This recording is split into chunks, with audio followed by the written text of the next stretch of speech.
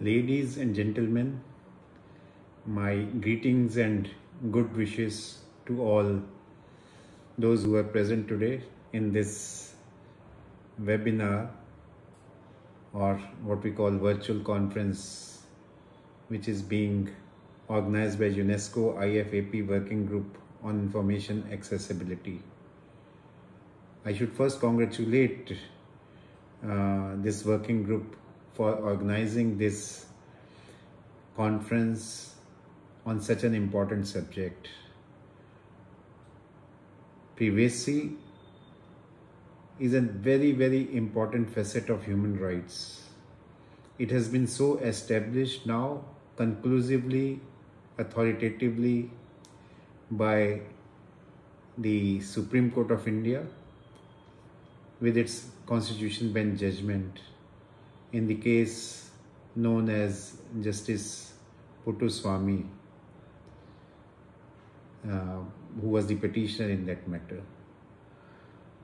Privacy has various facets, various aspects, and it can be intruded upon, it can be invaded, and it can be violated in many manners. Notwithstanding the fact that it is very valuable right which pertains to the identity as well as the dignity of individuals.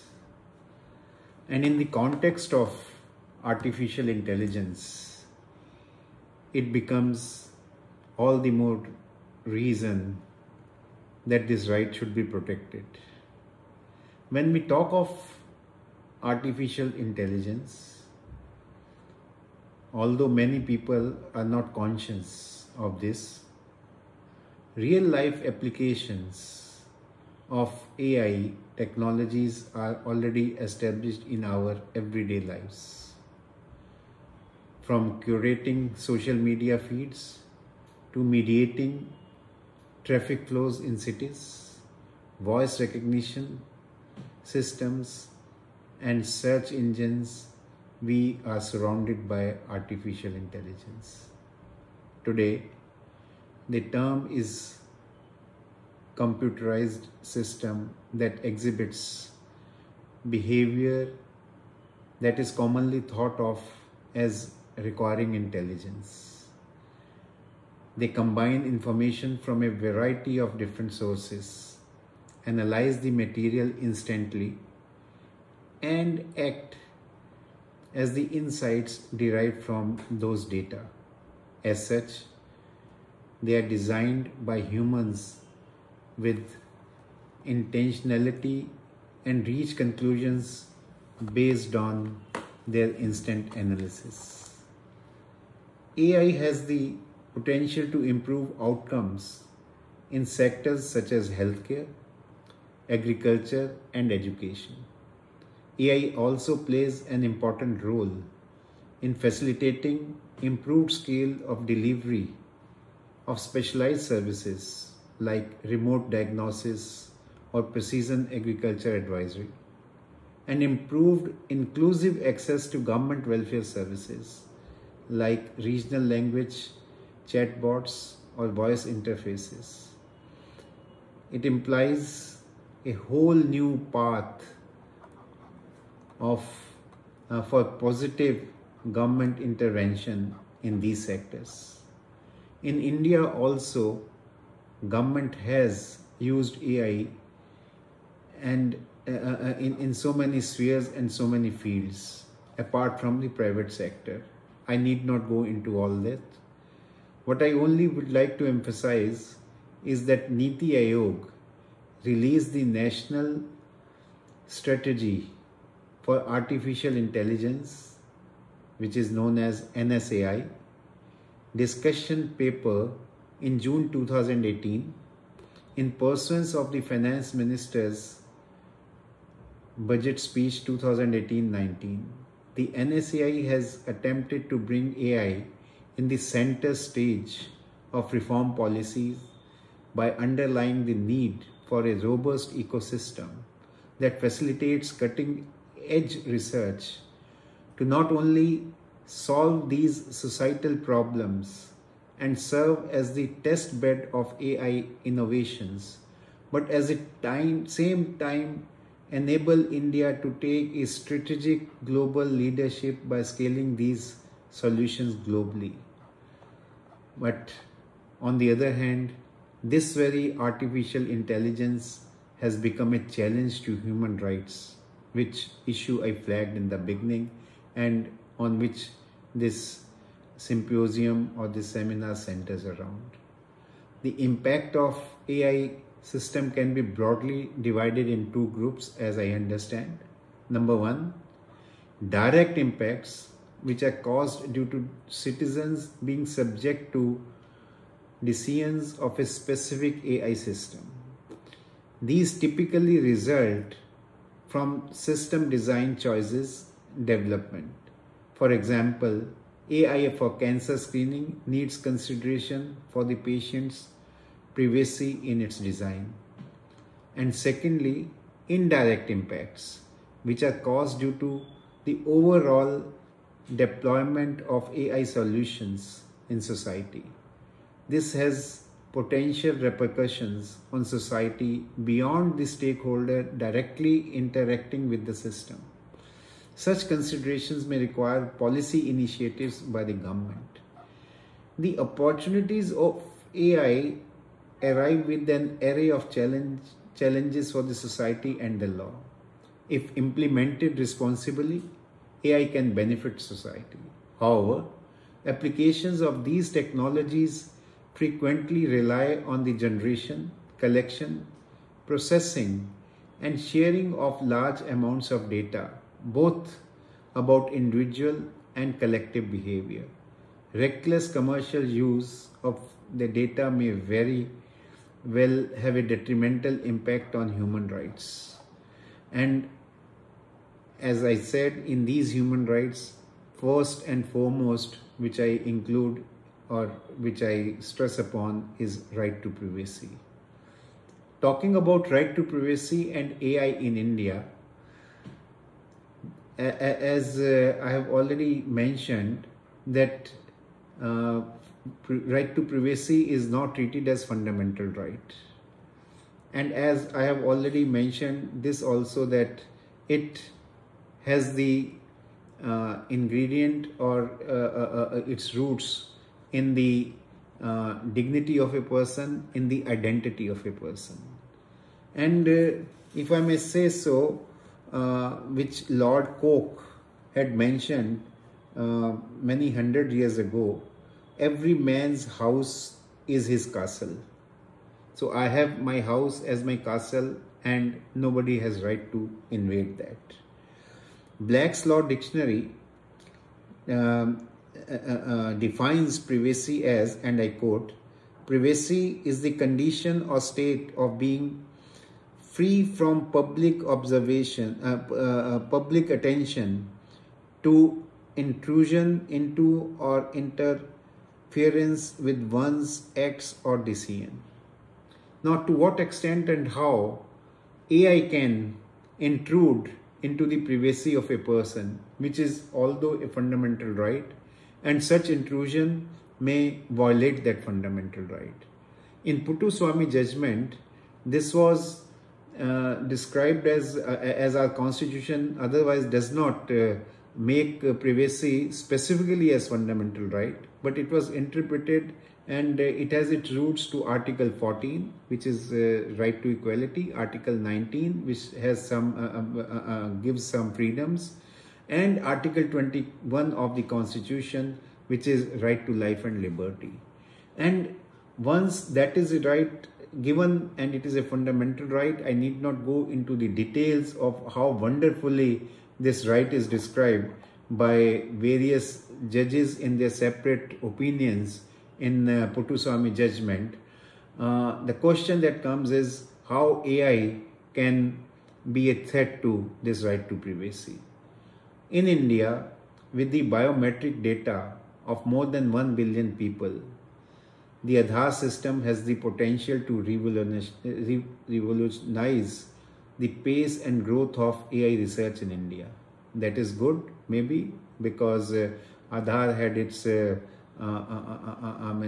was introduced with some benevolent motives, and to give benefits to the marginalized section of the society, to the deprived sections of the society. That may be a good motive, but at the same time, the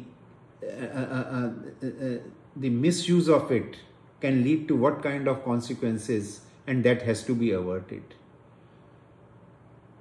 Surveillance, though per se is not illegal, but it needs a statutory framework which provides for its purpose, procedural framework, and the legal threshold. That is what was emphasized in Puttaswamy 2 by the Supreme Court, and Supreme Court had called upon the government to, or the parliament, to pass a proper legislation for the protection of data. What I want to emphasize here is that the surveillance systems are being developed without an adequate civil society engagement, which can be a threat to the right to privacy. Moreover, privacy concerns are cropping up as the companies feed more and more consumer and vendor data into advanced AI-fueled algorithms to create new bits of sensitive information, unknown to affected consumers and employees. This means that AI may create personal data, and when it does, it consists of data that has not been provided with an individual's consent or even with his knowledge. Now, what are the problems, or what are the problem areas which may arise in this context? First, I would say data exploitation. Numerous consumers' products, from smart home appliances to computer applications, tend to have features that make them vulnerable to data exploitation by AI. To make the matter worse, people are frequently unaware how much data their software and devices generate, process, or share. And as we become more reliant on digital technology in our everyday lives, the potential for exploitation will only increase. Secondly, identification and tracking. AI can be utilized to identify, track, and monitor individuals across multiple devices, whether they are at work, at home, or at public location. This means that even if your personal data is anonymized, once it becomes a part of large data set, an AI can de-anonymize this data based on inferences from other devices. This blurs the distinction between personal and non-personal data, which has to be maintained under present legislation. For example, advances in AI make it easier for companies to gain access to health data, and temptation for the companies to use it in illegal or unethical ways increases. Now, thirdly, voices and facial recognition. Voice recognition and facial recognition have the potential to severely compromise anonymity in the public sphere. For example, law enforcement agencies can use facial recognition and voice recognition to find individuals without probable cause or reasonable suspicion, thus circumventing legal procedures that they would otherwise have to uphold. Another area would be prediction. AI can utilize sophisticated machine learning algorithms to infer or predict sensitive information from non-sensitive forms of data. For instance, someone's keyboard typing patterns can be utilized to deduce a person's political views or ethnicity identity. Even overall health can be determined from data such as activity logs, location data, and similar metrics. Profiling, which becomes another threat to privacy through AI. as AI can also use information as input for the purpose of sorting, scoring, classifying, evaluating, and ranking people. This is often done without any consent on the part of the people being categorized, and they often have no ability to affect or challenge the outcome of these tasks. China's social scoring system is an example of how this information can be used to limit access to things like credit, employment, housing, or social services. Another facet may be decision making, where AI may come in. AI systems can be used to make or inform decisions about people or their environments, potentially based on profiling. An environment that knows your preferences and adapts itself according to presumed interest raises important issues around privacy, autonomy, and the ethics of such adaptation. Personalization not only of information but also of our perceptions of the world will become increasingly important as we move towards connected spaces like smart cities or augmented and virtual reality. So in conclusion, I would say that it has been established that in the era of artificial intelligence, data not only defines us, rather it plays the role of blood in AI models. The products and services entities like Facebook, Google, etc., they offer vehicles to collect massive quantities of rich data, making the user essentially the product, which is often without the knowledge of the consent of the user.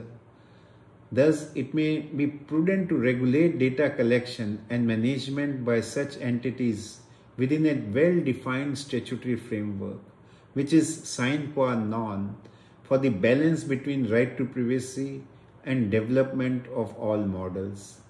Unfortunately, our data in artificial intelligence models that can also be used against us by various social actors, from individual to corporations to government agencies, compromising our right to privacy, is just one example of how technologies such as AI can work to our detriment. It is essential foundation for open and democratic societies, and among the basic conditions of progress, as well as for each individual's self-fulfillment. Right to privacy is a prerequisite to the right and to the exercise of right to freedom and expression. Without it, individuals lack the space to think, speak, and develop their voice. Hence, it is imperative that our policy makers, regulators, companies, civil society, and stakeholders working on the right to privacy and freedom of expression understand the implications, risks, and potentials of AI. And the need of the hour is, as I said in the beginning, to have a robust legal system to protect the right to privacy in this era of artificial intelligence. Thank you very much. Thanks for giving me this opportunity to share my views with you.